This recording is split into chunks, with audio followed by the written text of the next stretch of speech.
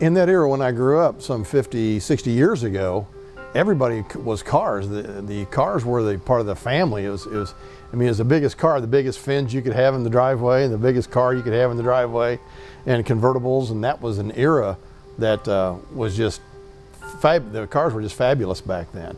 And I grew up in that, and I watched that, but mine was more speed. I wanted to go faster, as fast as you possibly could. As a kid, I always would take things apart and see how they worked and put them back together. And it was just a lot of fun working on cars and see how fast you could make them go. The first Indian was a 1938 four-cylinder. And that was the first Indian that I bought.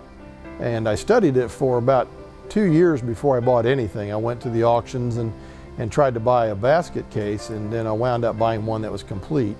And it was a 1938 four-cylinder. It's so fun to ride because everything is backwards on it. It has a left-hand throttle, a left-foot clutch, and a right-hand shift, which is completely backwards to anything that you would get on today, a modern-day bike, and ride it. So you've got to bring your A game to ride it.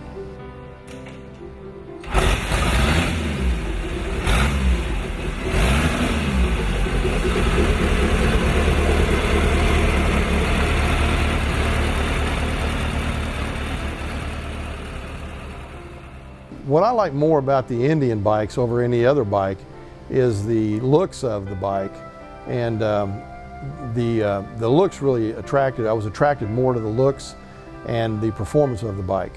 And there was a lot of Indian and Harley wars back in the day, and to study those and look at those and to go to meets and talk to people who used to race these bikes is fun to do, and we do that too. Some of those wars, some of those battles between Harley and Indian still exist today.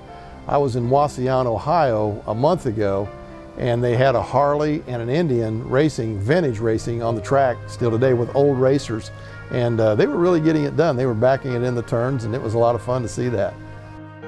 I've been riding motorcycles on the road for over 50 years. Riding a motorcycle is a sense of freedom, and it's just you and the motorcycle, and I usually wear headgear with Bluetooth technology so I can listen to rock and roll. And so it's me and the motorcycle and the rock and roll, and that's all there is. We do a lot of that sport riding down in the mountains of Smoky Mountains. And it's an adrenaline rush to get a bike and going through the turns and things like this and the speeds. And as I get older, I know not to outride my skill sets. And so I've been slowing down lately. I have one motorcycle that will go 200 miles per hour.